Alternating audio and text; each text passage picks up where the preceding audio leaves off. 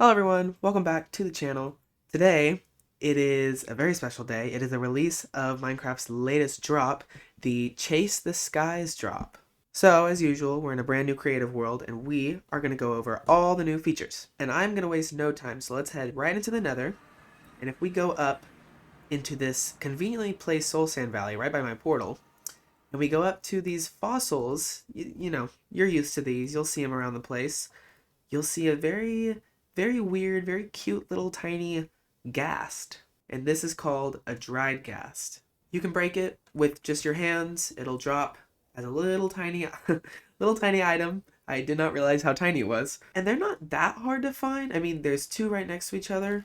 There you go. We got another one. And then if I maybe look around to try and find a couple more, yeah, there's one down there. They're not too difficult. I guess it's more of a matter of finding a soul sand valley. You can also get these through bartering with piglins, but I highly doubt I'm going to get one. Yeah, I didn't want that. Now, back in the overworld, if we place this dried ghast in some water, you'll see we get a new advancement, but you'll see every once in a while some particles show up, and this ghast over about 20 minutes is going to go through 3 stages, slowly smiling. Oh, he's changed stages once. Now he's a little less sad. I've sped it up a ton, so hopefully we'll see the next stage as well. Oh, he changed. Guys, he changed. Okay, so now he's just kind of normal. He doesn't really care about anything. He's chill. He's chill, and then he's got one more stage after that, and then he will hatch. Okay, in the middle of the night, we have the last stage of the little dried ghast thing's growth, and he's smiling and he's all happy. And I do want it to be known, if I take away the water from this dried ghast, it will revert back to its very sad stage, and it'll slowly go, in reverse order to its growth. Hopefully not much longer on this little ghastling. Okay, hi everyone, post-editing Bevin here. I don't know why I did not say anything in the video, but you can push the little dried ghast blocks with pistons.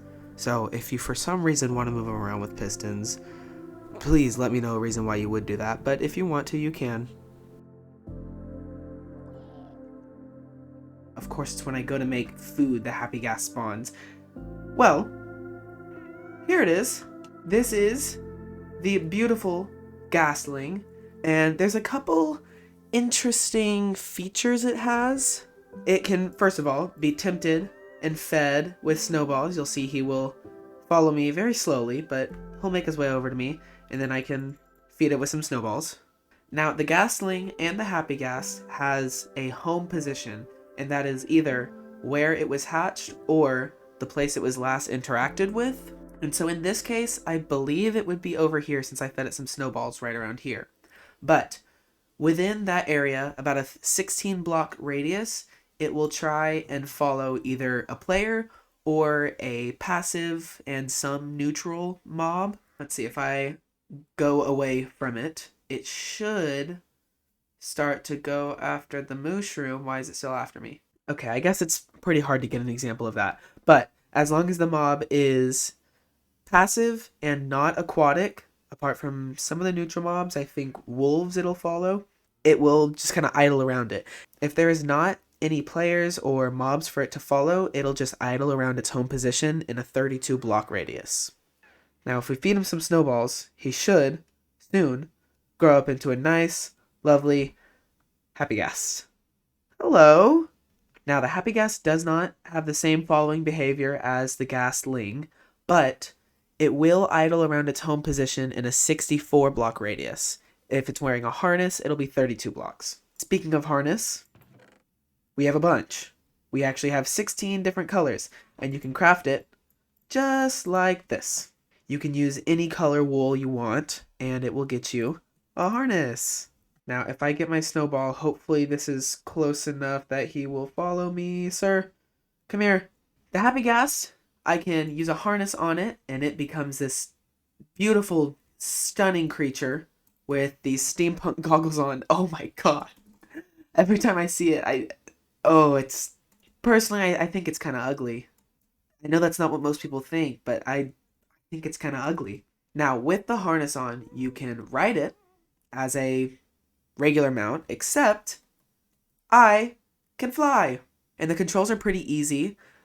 Your forward button moves it in whatever direction you're facing. The backwards button moves it in the opposite direction. So if I'm facing down, it'll go down. If I'm facing up, it will go up. I can also fly up by just holding space. And then obviously left and right will strafe you left and right. Now, I cannot crouch to go down as if you were in creative mode. If I crouch, I will actually dismount it and stand on the Happy Ghast. This is so weird. Here I am with my little Happy Ghast friend. This is beautiful. Now you may have noticed if I'm in third person, either direction, the camera is actually brought back a little further than usual. If I get off, you'll see that it zooms in. The second I mount the Happy Ghast, the goggles go down, and my third person is zoomed out quite a bit, actually. I kind of wish third person was like this normally. So, personally, I don't have friends. I don't have any friends. I've never had friends. So, I can't really show you this. But, the Happy Ghast can actually be mounted with 4 players. You'll see the first person gets mounted on the front to control the Happy Ghast, and then the rest of them will go on either side. Or I guess all other sides, I should say. So you can ride around with 3 of your friends, exploring the whole wide world on a Happy Ghast, and you'll look ridiculous.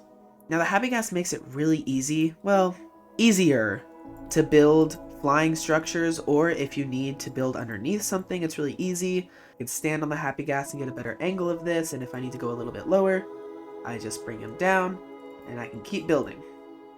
I don't know what this is. And the second I get off the Happy Ghast, and as long as no one else is standing on it, it will start to fly around again. Now, while it's idling, it'll try and stay a little closer to blocks, so it's not going to go too far out into the ocean, and it's not going to fly too high. I am not going to show this example because that is rude, but when you kill the Happy Ghast, it only drops experience, and if it has a harness on, it'll drop the harness. If you want to take off the harness, all you have to do is right-click it with shears, and it'll drop right off. And then, you can give it a new one! Unlike regular ghasts, it will get hurt by lava and fire, so, you know, they're not really similar to regular ghasts, although they do look pretty similar. It can enter minecarts. Let's see if I can get an example of this. This might be a little difficult. They can get in minecarts somehow. I don't know how it fits, but it can. It cannot get in boats, however. I'm going to get a dispenser real quick, and if I put a harness in here, you will see that dispensers can put harnesses on Happy Ghast, so that's pretty cool. Next up, I needed a friend for this, and I know I said I had no friends, so I brought my sister along. This is the new locator bar, and you can see it on the bottom of my screen where my XP bar usually is. Let me go in survival so you can kind of see it how you would normally see it. And every person is going to have a little icon. If I look at my sister's account, my icon is blue, and her icon is green? Green or like white or something. If I give myself a bottle of enchanting and I throw it, any way you would get experience, doesn't have to be this obviously, but as soon as you collect experience, you'll see the locator bar goes away and it shows you your XP bar. And then after a little bit, it'll go right back to the locator bar. Now I say I needed friends for this because it will not display if you're in single player, you just won't see it, because why would you? By default, and this can be changed with commands, I don't really know what they are, but they can be. But by default, every player has a waypoint, and that is that little icon down there, and every player can see all other waypoints at all times. And then the further you get from them, the icon gets smaller and smaller and changes. And I think it's pretty far. So I'm not going to see every single different icon, but we'll watch it change. There you go. You saw it change. I wonder if I go to... Oh, there she is. And the icon is tiny. And then back here, you'll see that it's back. It's a normal size. If a player is crouching, you cannot see their icon, as well as wearing a carved pumpkin, any player head, or if they have invisibility. You can't see them in person, so you're not going to see them on the locator bar. I have just put her in spectator mode, and I am not able to see that unless I go in spectator mode. And now I can see their waypoint. The last thing, if I assign someone to a team, their waypoint will change depending on the team's color. So you'll see Obviously their username is red, and now their waypoint is also red. We have 2 new advancements. The first one you saw earlier. If I place a dried gas in water, we get stay hydrated. And the next one is actually from the winter drop. If I get 2 pale oak logs like this and I put the creaking heart in the middle, just like how it usually would be if you want to spawn some creakings, you will get the advancement heart transplanter. And I think there is a creaking somewhere. Oh god, get out of here. Up next, we have some pretty cool changes to leads, and I have made a video on this before, but we're gonna go over it again. Leads are now rendered twice as thick, and that is parity with Bedrock Edition. So you'll see it's a little easier to see them. Before they were pretty thin. The crafting recipe for a lead has been changed, so instead of needing a slime ball in the center, you just need another piece of string, and you get leads. So now it's going to be a lot easier to make them. The distance where the lead would snap used to be 10 blocks. It has been increased to 12 blocks. And if I get another mob, you know what, let's also get a frog. If I have a couple mobs leashed and I shift click another mob with a lead, it will attach those mobs to the leader. If I right click this leash knot on this fence, instead of just getting rid of the leash, it will actually give it to me now. And so I'm controlling the leader, and the leader is controlling all the other ones. You'll notice that whenever I am pulling a mob, it's going to face me in the direction that I'm going, and then the mobs following it is going to face the direction that it's going. When it comes to this new, I call it the follow the leader physics, when it comes to that, if connecting mobs to the leader would result in snapping the leash, it's not going to connect. It's not going to work. If I have mobs leashed and I decide to fly with an elytra, that is fine, but the second I decide to use a rocket, it will snap it. And I can't fly around with them. You'll see that this frog is connected to this mushroom. If I use a lead on it, I now take control and I can bring the frog wherever I want. I can still, connect it to that mushroom though. You cannot steal mobs from other players. So if someone else is holding a mob, you can't releash it. That's not fair. Now, it's time to do some fun things with the happy ghast again. What's up? I'm gonna get a snowball so it doesn't fly away. No, come back. Please. Okay. This one can be sort of tricky to understand because there's a certain order you have to do it. But I'm going to real quick put a frog in a boat. You chill there, and then I'm going to spawn a donkey. Now, donkeys, camels, sniffers, horses, things like that, they cannot fit in boats. So, if I leash him and then sneak right click this happy ghast, there is a new texture that shows up on the happy ghast. And it is now carrying it. So wherever this happy ghast goes, it is going to carry that mob that is leashed. And I just want it to be known, if I take these mobs and connect it to this donkey, now wherever this happy ghast goes, it's going to carry all of them. So you'll see they are now floating, and you can make pretty much an infinite chain. If I leash this boat and connect it to the happy ghast, it will do its thing and it will connect it to the happy ghast. It's very nice. It's very cool. So this has so many possibilities. It makes it so much easier to move villagers around. If you're, at a mushroom island and you want to take some mushrooms around, you can put it in a boat. You can take it with you. And then, again, I can connect these to the boat and it will go as far as I want. I can connect as many things as I want. And when something is connected to the happy ghast, the leash will snap at 16 blocks instead of 12. Back to our firework rocket discussion. If I am flying, just gliding around doing my thing, used to, if I right-clicked on a block with my firework rocket, instead of boosting me, it would just place the firework rocket on that block. Now, if I do it, let me look at a block and I right-click, it's going to boost me.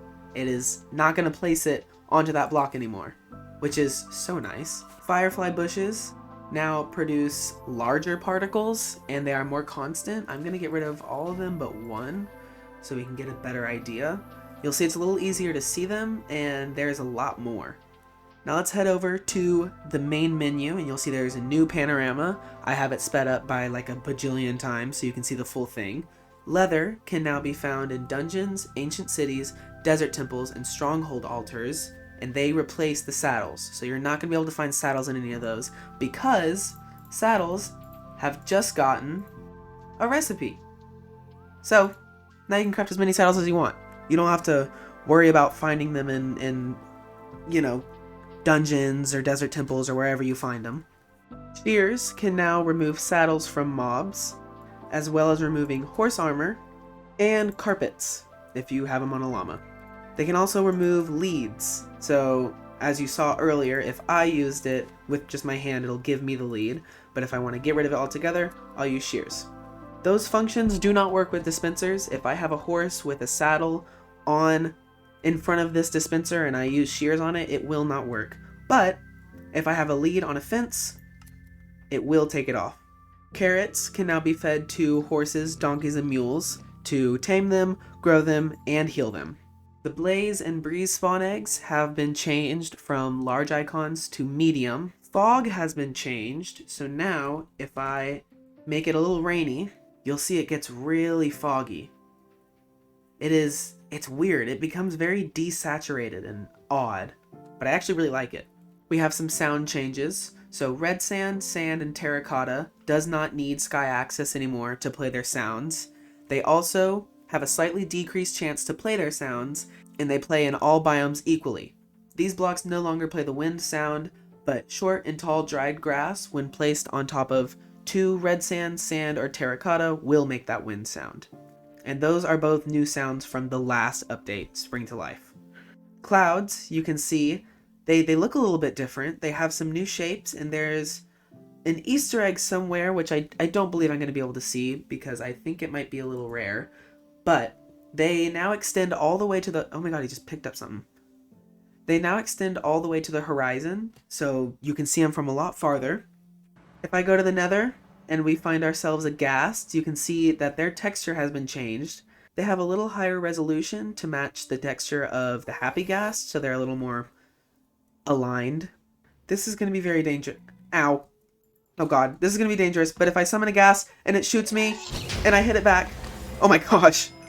That was so loud. You're annoying, but you'll see that it dropped the ghast here, as well as a new music disc. Oh, hey. And this is called Tears. Let's hear it.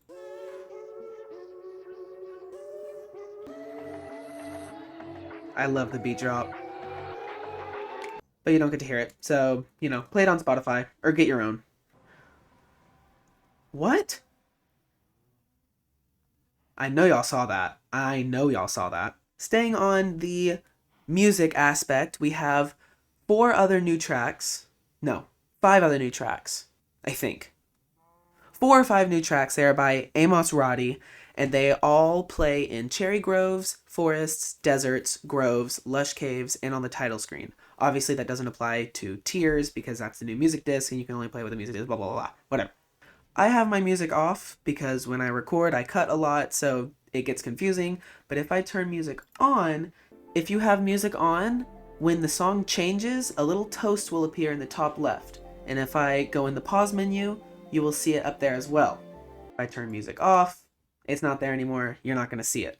We've got 3 new settings. If I go to video settings and go down, we can change the cloud distance. And if you look closely in the background, as I move this, they will fade away the lower I go, and they will go further the farther I go. The other 2 are in music and sounds. If we look to the right, you'll see show music toast. I have it on. If you turn it off, you will not see the toast that I was just talking about. And on the left, you'll see music frequency, and it'll change how frequently music plays. If I have it default, it's the same as it's always been. If I have it on frequent, it'll play a little more frequently. And if I have it on constant, it will switch songs as soon as the other one ends. We got 2 more things, guys. Just 2 more. They're new commands. If I do game rule locator bar, I can make that false or true. Automatically on servers, it is true. If you turn it off, it will get rid of the locator bar for every player. And the last one is /datapack create. And this will make an empty datapack folder for the current world. Now you're probably wondering, what about Vibrant Visuals? Well, I don't play Bedrock Edition, so that's not in this video. But give me a moment. I'm going to make one on Bedrock Edition. It's going to be a separate video about Vibrant Visuals just because there's a lot of things with it. I want to go over a lot of the new functions and just all the features from it. So look out for that. But that is all for this video with 99% of the new features apart from vibrant visuals. Thank you guys for watching. I hope you enjoyed. I hope you enjoy your time playing the Chase the Skies update. If you did, please leave a like. I would like that. If you really liked it, please subscribe. That would be greatly appreciated. I would also love that as well. And let me know what you think of this new game drop. I'm curious to see what y'all think of it, what y'all think of the Happy Gas. I think it's cool. I think it's kind of ugly, but I think it's cool. But thank you guys for watching, and I will see you guys in the next video. Bye-bye.